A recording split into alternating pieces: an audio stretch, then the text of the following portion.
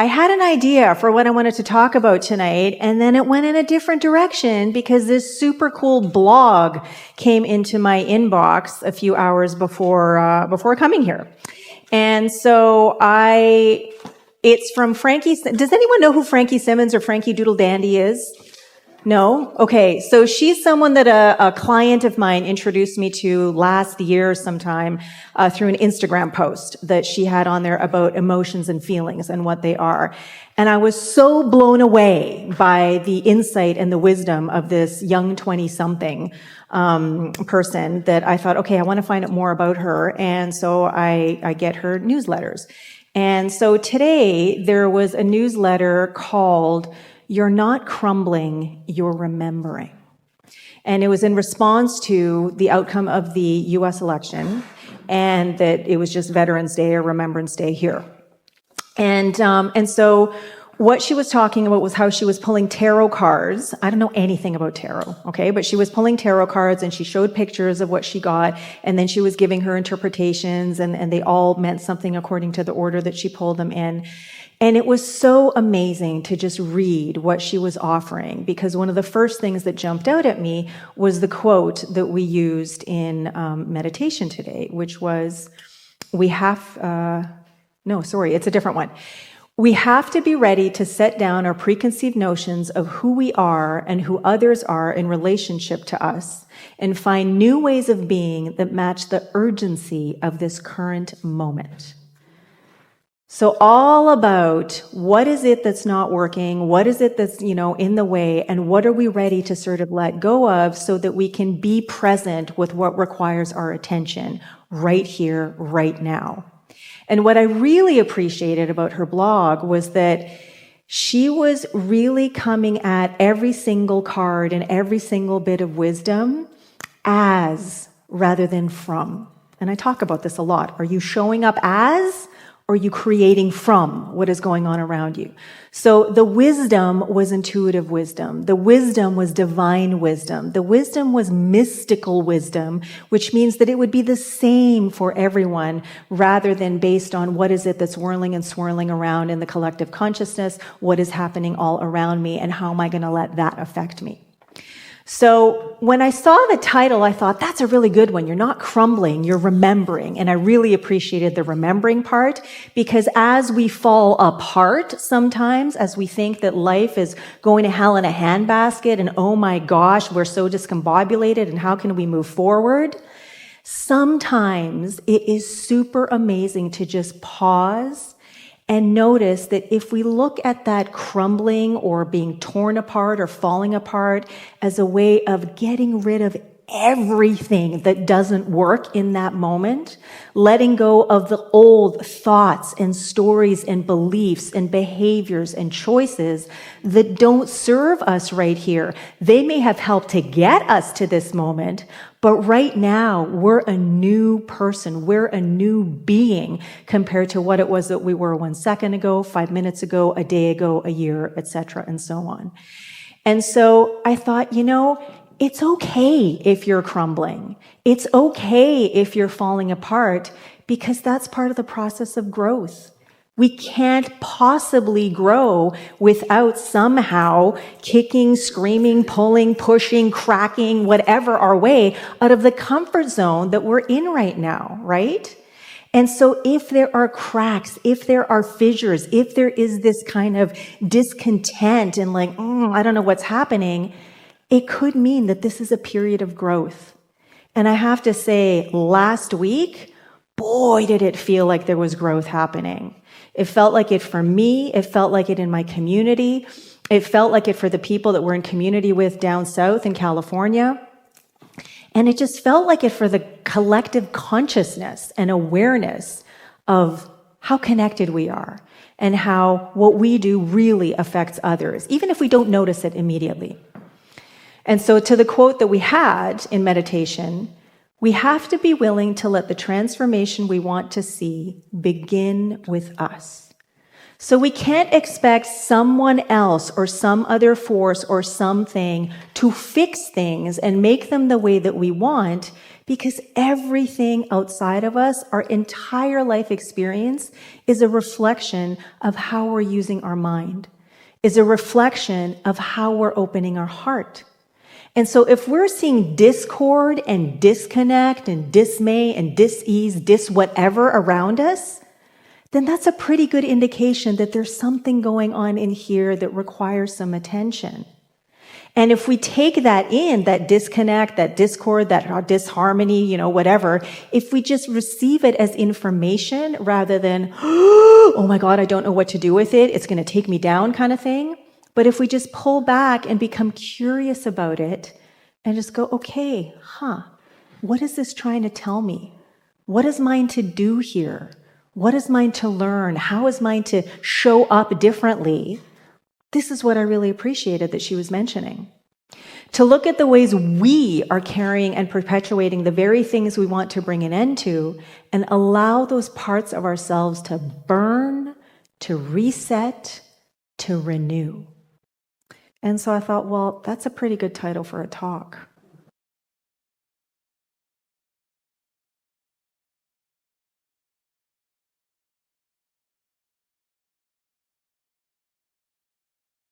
When I saw the word burn, I immediately went to burn, feel the burn in the muscles, right? When you're really, really physically stretching yourself.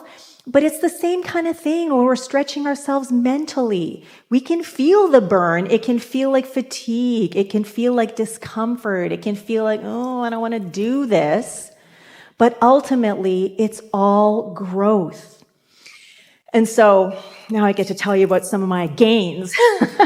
So I've talked about my journey, my weight training journey over the last, I think it's been 8 months so far. And so one of my big gains was a couple of months ago, I started squatting with a 45-pound weight. Okay? Now, backtrack a few months before that, and I still remember the day that my trainer said, pick up a 20-pound weight and squat with it. And I'm like, are you crazy? Are you trying to kill me? I've never squatted with a weight before, and you want me to go from like 0 to 20? And he's like, you can do it. And I'm like, no, I can't. He's like, yes, you can. And as this conversation was happening, and I know I talked about this to those of you who have been here before, it was like a correlation with, conversations with God. I can't do it. Yes, you can. And so my trainer was the God that knew that the God in me can do it, right? Reminding me, like, you have it in you. No, I don't. And I can hear myself arguing for my limitations. And I'm like, what am I doing? So I picked up that 20-pound weight. I did it. It was really hard. Like the next few days, I was just like quad wobble orama, right? Anyway, so built up to 30, 35, 45. And then last Friday, I did one set of 45. And I said, you know what, Gareth? I'm wondering what it'd be like to do 50. And he's like, ready for 50? Get a 50-pound weight. And I'm like, I don't think I can pick up the 50-pound weight, but if you hand it to me, because squatting is one thing, but those weights are heavy to hold in the hands, right? So he picks it up with one hand and he gives it to me. And so I'm like breathing and centering and aligning everything. And I go down and I come up and I'm like, whoa. And I did a full set. The challenging part was the holding of the weight, not the squatting. Okay? But then what does he do? He goes, now go and pick up a 20-pound weight. And I'm like, what? And he goes, go and pick up a 20-pound weight. I picked up the 20-pound weight. I kid you not, I burst out laughing because it was about as heavy as a remote control. And I couldn't believe how just a few months difference of practice, of commitment, of consistency could make such a big difference and such a big impact. And so on Monday, Glenn actually came to the gym with me to observe. That's never happened in the 30 years we've been together. So very excited. He walked into the gym with me. And I did 4 different exercises, and out of 3 of those 4 exercises, I had gains in every single exercise. So I went to a 35-pound one-arm row, and 35 was that's big, right?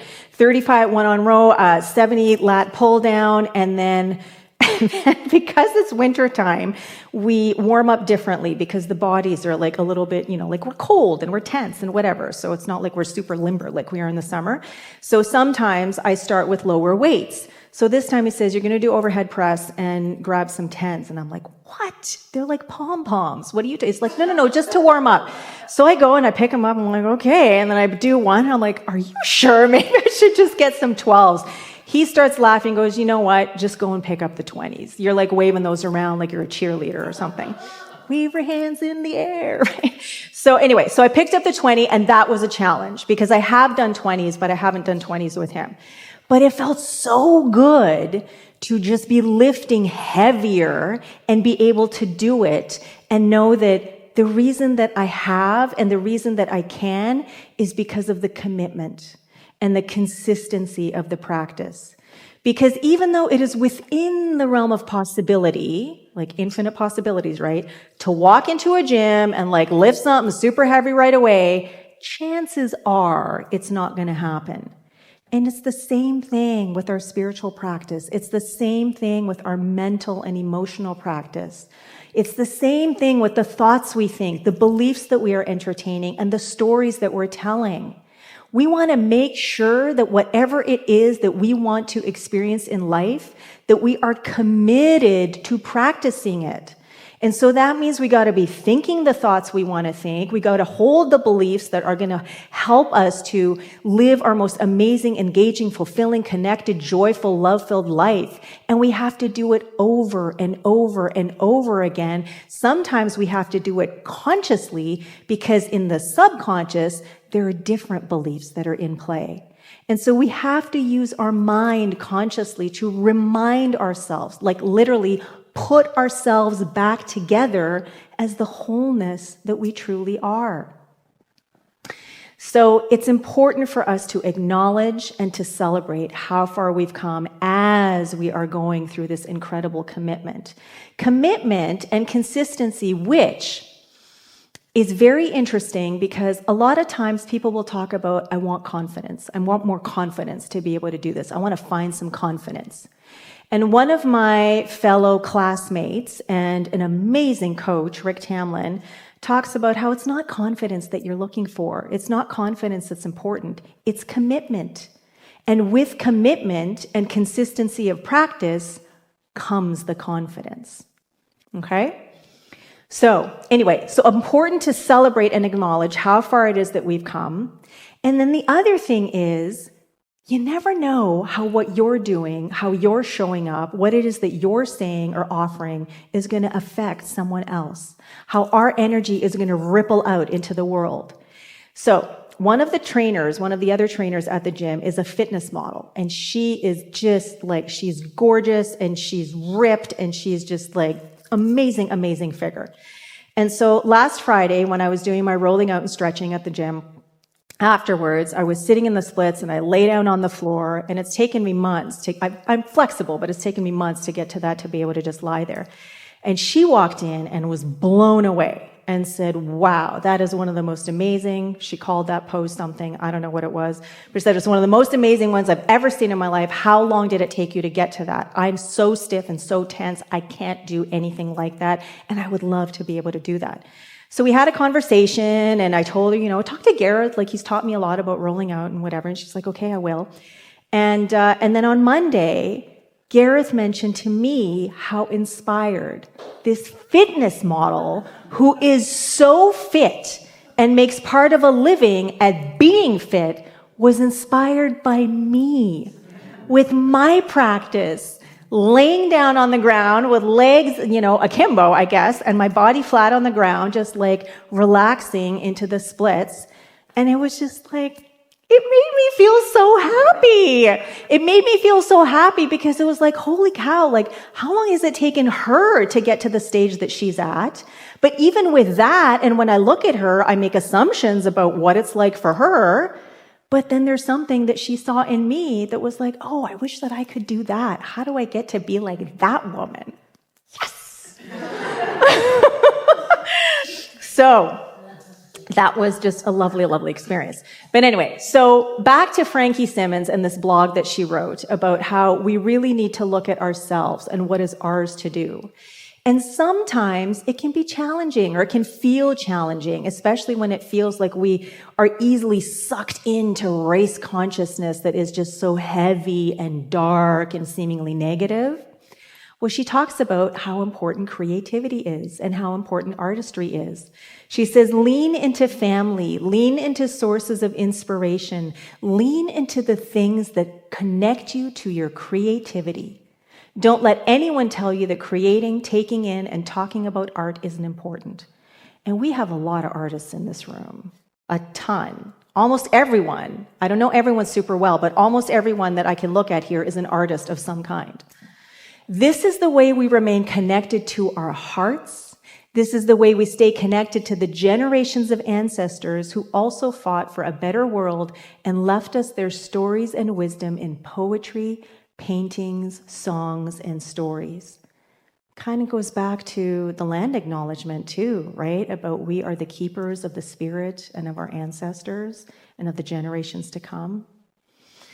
It's so important for us to be in tune. It's so important for us to be aligned and leaning into creativity, leaning into what it is that nourishes our soul, artistry, family, nature, music, all of it, whatever it is, we need to do more of it, because the more that we do for ourselves, the better we do for each other, and the more we can do for our world, right? So back to her quote, we have to be willing to let the transformation we want to see begin with us, to look at the ways we are carrying and perpetuating the very things we want to bring an end to, and allow those parts of ourselves to burn, to reset, to renew. If you look at that photo, do you think that the first day that that woman walked into the gym that she had those 3 weights on her back? No. It took a while to get to that. And those 3 weights are just like the weights that we carry, metaphorical weights, right? The things that we don't see, the ideas, the stories, the thoughts, the assumptions, the expectations, whether they come from us or they come from people around us. But the more we practice our spiritual practice, the more we meditate, the more we read, the more we listen, the more we come together in community, the more we create art together, then the more empowered we are to navigate all of those things that could seemingly weigh us down. 3 months ago, a 20-pound weight with a squat almost killed me. Now it feels like it's like a feather. And we can do that with anything in our lives, but we must commit and we must be consistent in our practice. And as we do, we find the confidence to navigate whatever it is in life that is challenging with more grace, more compassion, and loving kindness, joy, curiosity, wonder. The list goes on. And not just for ourselves, but for each other and the world. So my question to you is, what are you willing to consistently burn or let go so that you can reset and rise anew? The choice, as always, is up to you. Thank you, and so it is.